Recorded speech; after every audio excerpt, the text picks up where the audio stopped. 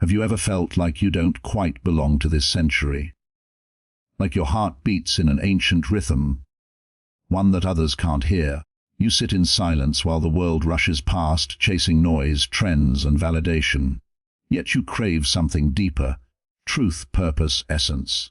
You find beauty in solitude, meaning in pain, and wisdom in things most people overlook. You see through illusions that others call reality. That's not strangeness. That's not detachment. That's the sign of an old soul. Old souls are not defined by age, but by depth, by the number of times their consciousness has walked through fire and returned wiser. They are the quiet observers who heal rather than hurt, who listen rather than shout, who choose peace over pride. They see the world not as it appears, but as it feels. They find sacredness in simplicity and meaning in the mundane. They are the ones who ask, "Why am I here?" Not to escape life, but to live it more consciously. While the world seeks applause, the old soul seeks alignment. While others crave recognition, the old soul craves understanding. And while many chase pleasure, the old soul seeks purpose. If you've ever felt too deep for small talk, too sensitive for shallow love, or too aware for superficial success, you are not lost. You are ancient, you are remembering. Because only old souls do this, the quiet knowing, recognizing the ancient within. There is a kind of wisdom that cannot be learned from books, teachers, or time. It lives in the silence between thoughts, in the stillness of your being, the quiet knowing that whispers truths long before the mind can comprehend them. This knowing does not shout. It hums softly like an ancient melody carried through lifetimes. It is the essence of what we call the old soul, one who remembers what the world has forgotten. The old soul moves through life with a sense of déjà vu, not because they've seen this world before, but because their consciousness carries the echo of countless awakenings. They recognize the patterns of joy and sorrow, birth and decay, and see in them the eternal rhythm of existence. To such a soul, life is not a random sequence of events, but a carefully orchestrated symphony meant to awaken remembrance. They do not seek meaning in external achievements, but in the quiet awareness that they have lived, loved, and learned this dance before. This quiet knowing brings both peace and pain. Peace, because they see the futility of egoic battles. Pain, because they sense the blindness of a world still asleep. The old soul understands that every encounter is sacred, that every wound carries wisdom, and that every loss reveals another layer of truth. They do not resist the cycles of change, but move with them gracefully, knowing that what is taken is never truly lost. It merely transforms. To recognize the ancient within is to realize that you are not your name, not your body, not even your memories. You are the awareness that watches all of these pass by like clouds across the sky. This recognition doesn't come through striving, but through surrender, through listening to the silence within. The more you listen, the louder it becomes, until you can no longer doubt its presence. The quiet knowing teaches that life is not happening to you, it is happening through you. Every moment is a mirror reflecting the state of your inner world.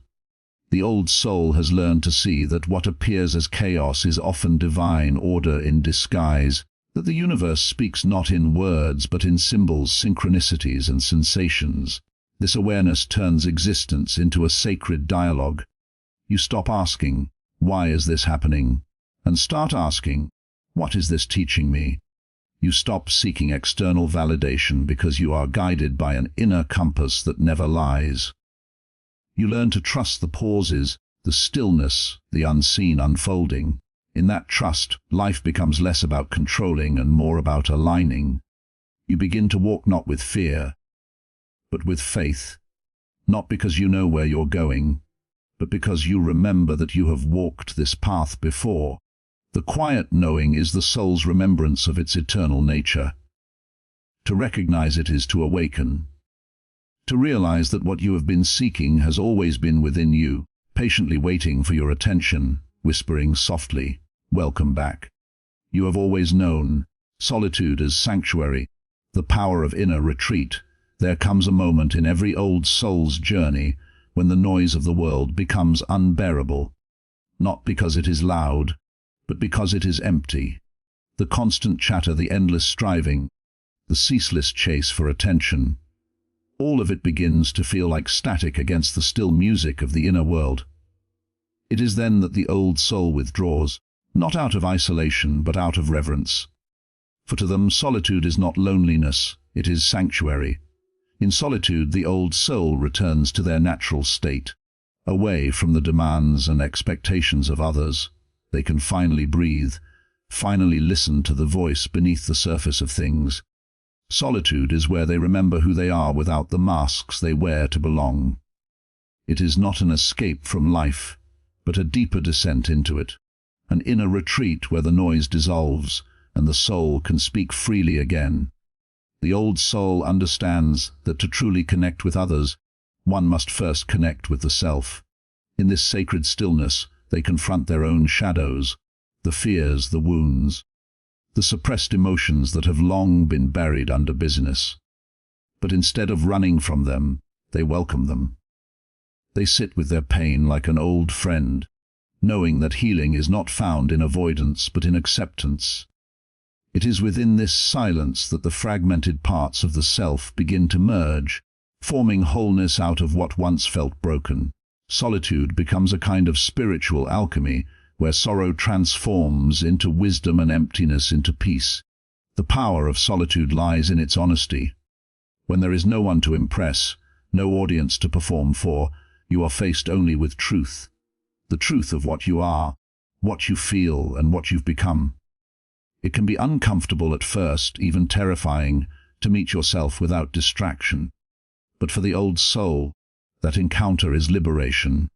For in the quiet, you realize that you are not incomplete. You are simply crowded. Solitude teaches that presence is the greatest gift one can offer to oneself. It refines perception, deepens empathy, and strengthens intuition. When the world feels chaotic, the old soul retreats not to abandon it, but to realign with the still center within. From that inner sanctuary, they return renewed, calm amidst storms, grounded amidst chaos. In truth, solitude is not the absence of others, it is the presence of oneself. It is where the spirit renews its strength, where clarity replaces confusion, and where peace becomes not a distant dream, but a living reality. The old soul knows this. To walk in the world with grace, one must first learn to sit alone in silence. For it is in solitude that the divine speaks, and the soul remembers its own voice, seeing beyond illusion. The gift of spiritual vision to the old soul, reality is never confined to what the eyes can see. They have learned that the visible world is but a shadow, a reflection of a much deeper, unseen realm. Where others are captivated by appearances, the old soul looks through them, sensing the hidden threads that weave every event, every person, every moment together. This is the gift of spiritual vision, the ability to perceive life not as a series of coincidences, but as a sacred unfolding of consciousness. Most people live entranced by illusion. They mistake temporary roles for identity, possessions for worth, and circumstance for truth. They are caught in the play of form, unable to see the stage on which it is performed. But the old soul has awakened from this hypnosis. They recognize that what we call reality is often just the collective dream of human perception, a tapestry woven from fear, desire, and memory. Spiritual vision pierces through that veil. It allows the soul to see beyond the drama of the world to the intelligence that animates it. This vision does not come from effort but from awareness. It arises when the mind grows quiet and the heart opens wide enough to perceive what logic cannot explain. The old soul learns to trust intuition, the subtle knowing that whispers truths the intellect dismisses. They feel energy before words are spoken. They sense the motives behind actions and the lessons hidden within suffering. What others call coincidence, they recognize as divine choreography. Seeing beyond illusion is not about rejecting the material world, it is about recognizing its symbolic nature. Every encounter becomes a mirror, every challenge a teacher, every emotion a message. The old soul looks at life as a vast dream where meaning hides beneath appearances. When they experience pain, they ask, "What is this awakening within me?" When they experience joy, they whisper gratitude, knowing it too is transient but sacred. This depth of perception turns even ordinary experiences into moments of revelation. Such vision, however, comes with a cost. To see truth is to see through falsehood, and that can be lonely. Many around the old soul may still be entranced by illusions of success, control, and permanence. But the spiritually awakened one does not judge, they understand. They know that every soul awakens in its own time, that illusion itself is part of the divine play through which consciousness learns its own light. To see beyond illusion is to live with compassion, because once you realize that every being is acting out their inner story, you stop taking their behavior personally. You no longer react, you respond. With awareness, patience, and love. Spiritual vision is not about acquiring knowledge. It is about remembering. It is the recognition that beneath the ever-changing world lies something timeless and whole. When the veil of illusion falls, what remains is pure presence, unshaken and eternal.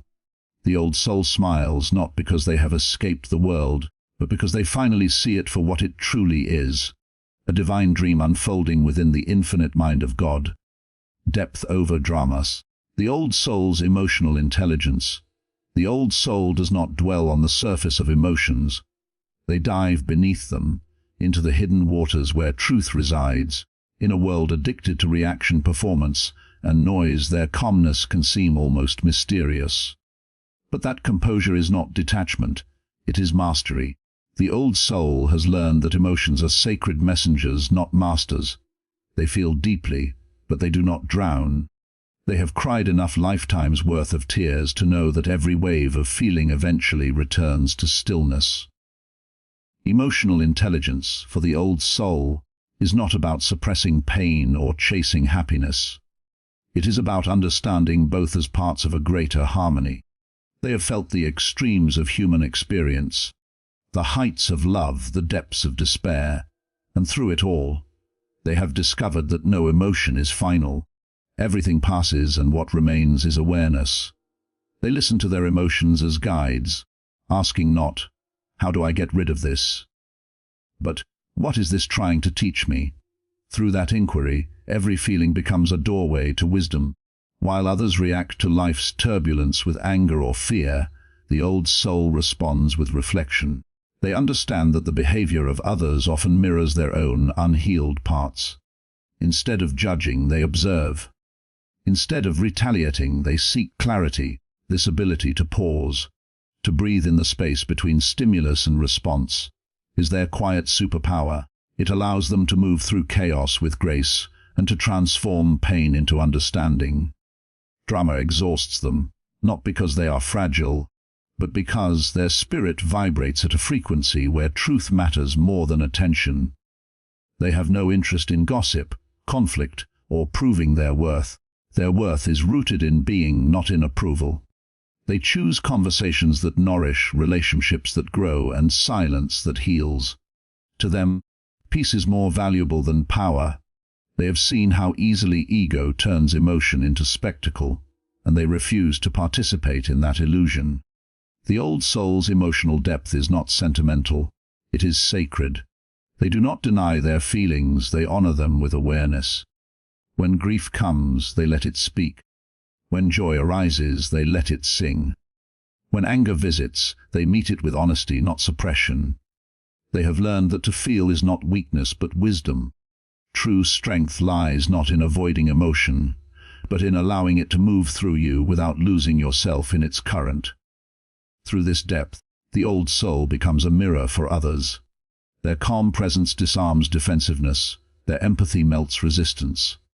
People feel safe around them, often without knowing why. It is because they are seen, not judged, loved, not fixed. The old soul's emotional intelligence creates harmony in a world that feeds on division. Depth over drama, that is their way. They walk gently, speak consciously, and feel fully. For they know that emotions are not storms to survive, but oceans to explore. And beneath those waves, they have found the pearl that everyone seeks, the unshakable peace of a soul that has learned to love without losing its center. The compassion paradox, loving without attachment. To the old soul, love is not possession, it is presence. They have learned that true compassion does not cling, control, or demand. It allows, it gives, it breathes freely. The old soul's love is quiet but vast, like a river that nourishes everything in its path without ever needing to be seen. This is the compassion paradox: to love deeply without needing to hold, to care profoundly without needing to own. It is love purified of fear, freed from the chains of attachment. Most of the world confuses love with attachment. We call it devotion when it is dependency, and we call it passion when it is possession. But the old soul sees through that illusion. They understand that attachment is not love. It is fear disguised as affection. It is the fear of loss, the fear of absence, the fear that without another we are incomplete. The old soul has walked through lifetimes of heartbreak and loss, and in doing so, they have discovered that love was never something to acquire. It was something to remember. To love without attachment is not to love less, but to love more purely. It is to see another as they are, not as a source of fulfillment, but as a soul walking their own path. The old soul does not seek to change or fix anyone. They simply offer understanding, acceptance, and presence. They know that love is not about merging into one, but about recognizing oneness in two. When they give, they do so without expectation. When they receive, they do so with gratitude, not entitlement. Their compassion is unbound by condition because it flows from abundance, not lack. This form of love requires strength, the strength to let go even when your heart longs to hold on.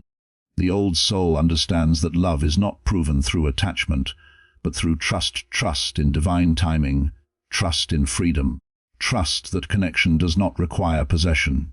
To them, love is an energy that cannot be lost. It only changes form.